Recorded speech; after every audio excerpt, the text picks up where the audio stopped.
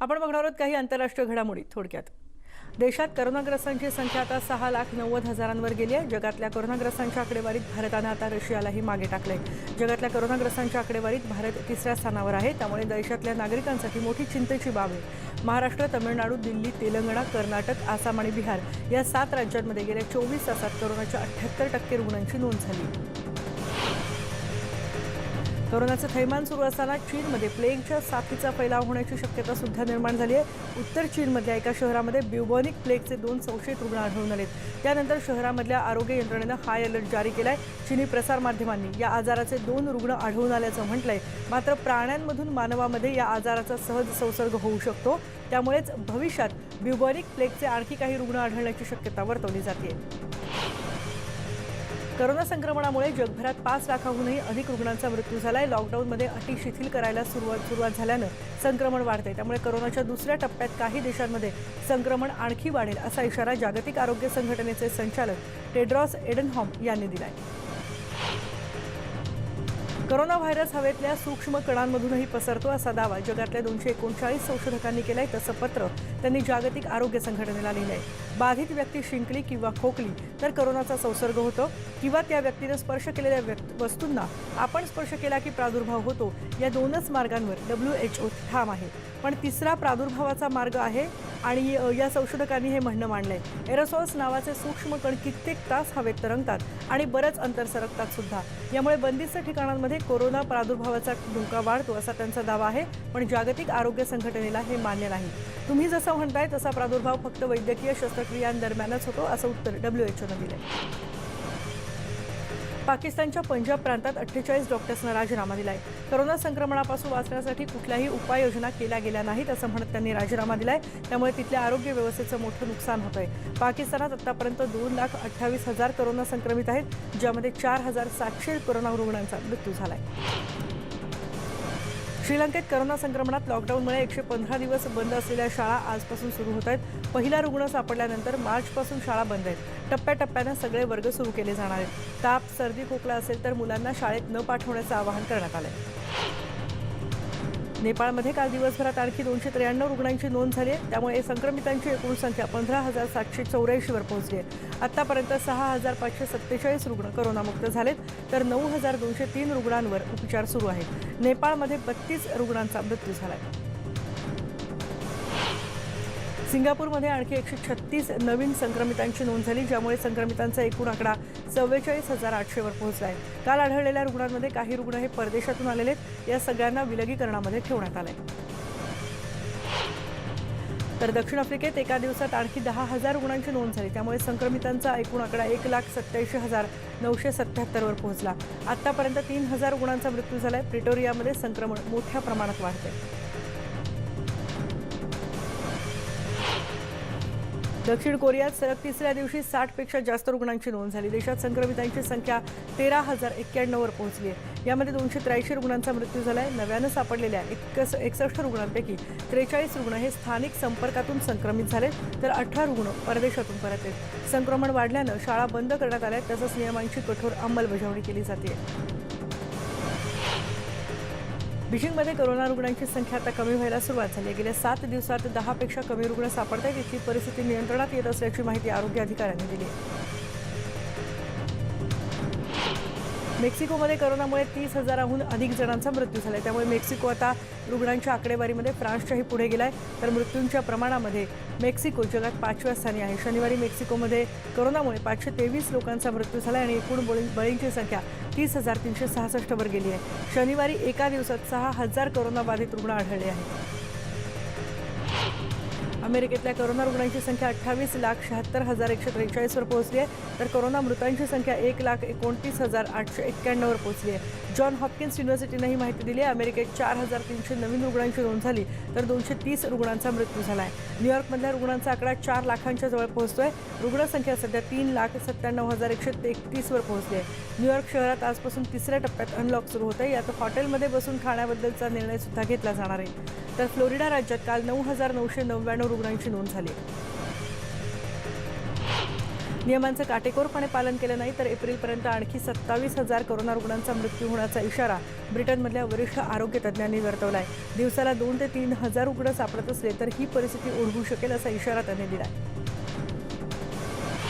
Mexico सिटीमध्ये कोरोनाचं संक्रमण रोखण्यासाठी आता वाहन चालकांना नवे नियम लागू केले आहेत। दुचाकीवरल्या वाहन चालकांसाठी नवा मार्ग केला जाणार आहे। नागरिक कोरोनाचा प्रादुर्भाव रोखण्यासाठी दुचाकी पथकांचा आता अधिक वापर करतायत। ऑस्ट्रेलियाच्या व्हिक्टोरिया राज्यामध्ये 127 नवीन रुग्णांची नोंद झाली। रुग्णसंख्या वाढल्यानं व्हिक्टोरिया आणि न्यू साऊथ वेल्स राज्याच्या सीमा बंद करण्यात येणार आहेत। रविवारी 74 रुग्णांची नोंद झाली। आतापर्यंत 24,500 जणांच्या चाचण्या करण्यात आल्या। मेक्सिकोमध्ये आज ड्रग नेणारं एक विमान महामार्गावर उतरल्यानंतर या विमानानं पेट घेतला। विमानानं इमर्जन्सी लँडिंग केलं की यामागे काही घातपात आहे याचा शोध आता घेतला जातो। आणि यानंतर या बुलेटिनमध्ये इथे एक ब्रेक घेतोय। ब्रेकनंतर बघूयात आणखीही काही घडामोडी। अमेरिकेतली बातमी। अमेरिकेत शनिवारी झालेल्या गोळीबारात 5 जणांचा मृत्यू झाला। मृतांमध्ये 7 वर्षांची मुलगी आणि एका 13 वर्षांच्या मुलाचा समावेश आहे। शिकागो शहरात ही धक्कादायक घटना घडली आहे। आतापर्यंत कोणालाही अटक झालेली नाही। अमेरिकेतल्या साऊथ कॅरोलिना राज्यामध्ये झालेल्या गोळीबारात 2 जणांचा मृत्यू झाला। यात 12 जण जखमी झालेत। अजून कोणालाही यामध्ये अटक झालेली नाही। कोरोनाच्या प्रादुर्भावाला आता 4 महिने झालेत आणि इराणनं मास्कचा वापर बंधनकारक केला आहे। इराणी नागरिक कोरोना संबंधीचे नियम फार गांभीर्यानं घेत नाहीत। लॉकडाऊनमुळे इराणची अर्थव्यवस्थाही सध्या नाजूक झाली आहे। रशियालगतच्या सर्बिया देशात सरकारविरोधात नाराजी निर्माण झाली आहे। सरकारी रुग्णालयांची स्थिती सुधारा, चांगल्या सोयीसुविधा द्या अशी मागणी तिथले नागरिक करत आहेत। रविवारी नोव्ही बाजार शहरातल्या रहिवाशांनी सरकारविरोधात निदर्शनं केली। चीनमध्ये आणखी 8 जणांना कोरोनाची लागण झाल्याचं आरोग्य मंत्रालयाच्या प्रवक्त्यानं सांगितलं तर देशभरात एकाही व्यक्तीचा 2 दिवसात कोरोनानं मृत्यू झालेला नाही। वायव्य चीनमधल्या गासू प्रांत, उत्तर चीनच्या तिएनजिन, पूर्व चीनच्या शांघाय, नैऋत्य चीनच्या सिचुआन प्रांतामध्ये कोरोनाचे रुग्ण आढळले तर 403 रुग्णांवर उपचार सुरू आहेत। यापैकी 6 जणांची प्रकृती गंभीर आहे। तुर्कस्तानमधले शॉपिंग मॉल्स आणि दुकानदारांना लॉकडाऊनचा मोठा फटका बसला। यामुळे झालेलं नुकसान कसं भरून काढायचं असा मोठा प्रश्न त्यांच्यासमोर आहे। सध्या मॉल उघडले असले तरी ग्राहकांची संख्या कमी असल्याचं पाहायला मिळतंय। ग्राहकांना आकर्षित करण्यासाठी दुकान मालक नवनवीन ऑफर्स देत असले तरी त्याचा खूप फायदा होईल अशी आशा त्यांना वाटत नाही। त्यामुळे आता सरकारनंच यावर मदतीचा हात द्यावा अशी त्यांची अपेक्षा आहे। ब्रिटनच्या पंतप्रधान कार्यालयानं कोरोनामुळे मृत्यू झालेल्या व्यक्तींना मेणबत्ती लावून श्रद्धांजली अर्पण केली आहे। देशाच्या नॅशनल हेल्थ सर्व्हिसमध्ये योगदान देणाऱ्या कर्मचाऱ्यांना अभिवादनही करण्यात आलं। यूकेच्या सार्वजनिक इमारतींबरोबरच पंतप्रधानांच्या 10 डाउनिंग स्ट्रीट या निवासस्थानाच्या दर्शनी भागाला निळ्या रंगाची रोषणाई करण्यात आली। तसंच रात्री 9 वाजता लोकांना 1 मिनिट शांत राहण्याचं आवाहन करण्यात आलं। बोलिव्हियामध्येही कोरोनामुळे मृत्यू पडणाऱ्यांच्या संख्येत वाढ होते। या मृत्युमुखी पडणाऱ्या नागरिकांना वेळेत दफन करण्यात येत नसल्याचा आरोप करण्यात येतो। कोकामांबा शहरातल्या एका कुटुंबानं मृतदेह रस्त्यावर आणून टाकत रस्ताच अडवून धरला होता। कोरोनामुळे मृत्यू झालेल्या व्यक्तीचा मृतदेह दफन करण्याबाबत प्रशासकीय अधिकारी हलगर्जीपणा करत असल्याचा आरोप त्यांनी केला आहे। बल्गेरियन ग्रीस सीमेवर पर्यटकांची मोठी गर्दी पाहायला मिळाली। वीकेंडच्या निमित्तानं ग्रीसच्या समुद्रकिनाऱ्यावर पर्यटनासाठी मोठ्या संख्येनं पर्यटक आले होते। तापमान तपासणी आणि इतर सुरक्षेच्या काटेकोर तपासणीनंतरच पर्यटकांना सोडलं जात आहे। या तपासणीमुळे पर्यटकांच्या वाहनांची रांग जवळपास 15 किलोमीटरपर्यंत जाऊन पोहोचली होती। ग्रीसनं उत्तर मॅसेडोनिया शहराची सीमा पर्यटकांसाठी बंद केली आहे। जर्मन चान्सलर अँजेला मर्केल यांनी कोरोनामुळे मृत्युमुखी पडलेल्या व्यक्तींना श्रद्धांजली अर्पण केली। तसंच कोरोनामुळे काही दिवस एकाकी पडलेल्या वृद्धांबाबतही दिलगिरी व्यक्त केली। निर्बंधांमुळे अनेक वृद्ध व्यक्तींना या कठीण प्रसंगात त्यांच्या कुटुंबियांना भेटणं शक्य झालं नाही। या सर्वांच्या दुःखात आपण सहभागी असल्याचं त्यांनी सांगितलं।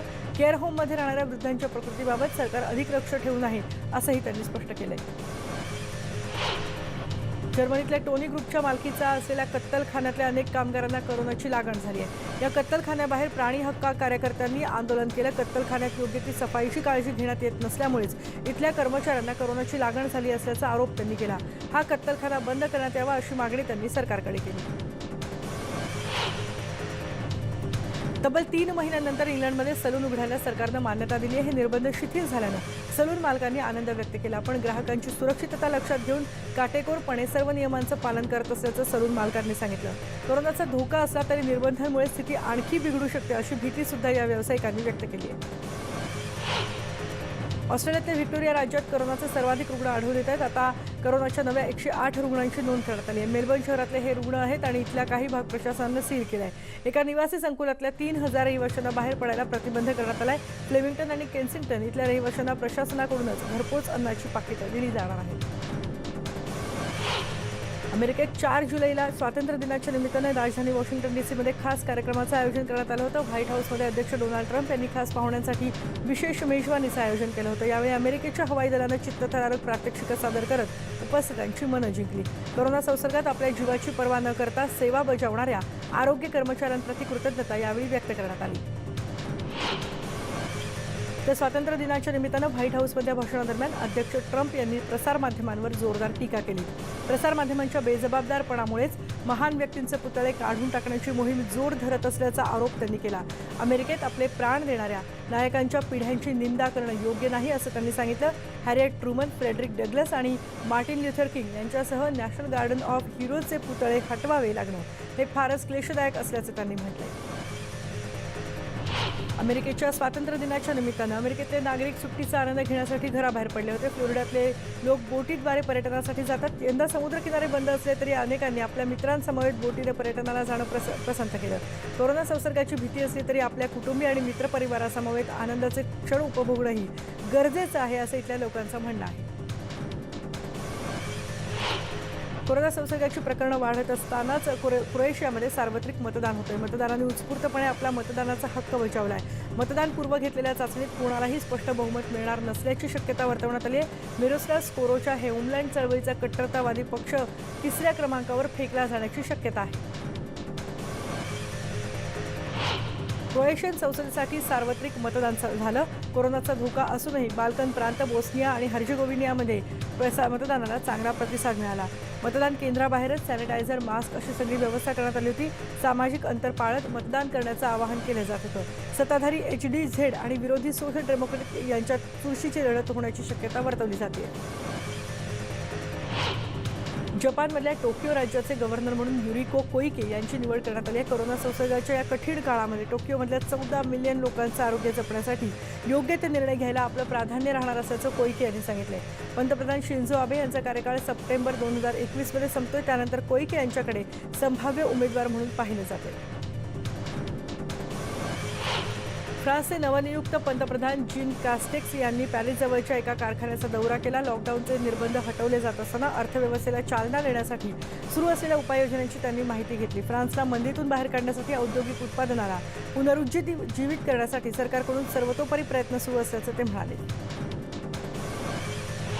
घटनात्मक दुरुस्तीला रशियामधल्या नागरिकांनी विरोध केला. या घटना दुरुस्तीच्या विरोधात याचिका दाखल करण्यासाठी मॉस्कोमध्ये आंदोलन करण्यात आलं.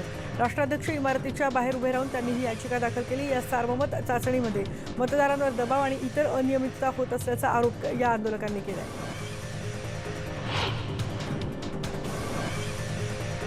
अटलांटा इथे रविवारी पहाटे फटाके, खडक आणि ग्रॅफिटीमुळे एका कंपनीत स्फोट झाला. स्फोटामुळे कंपनीच्या मुख्यालयाचं मोठं नुकसान झालंय.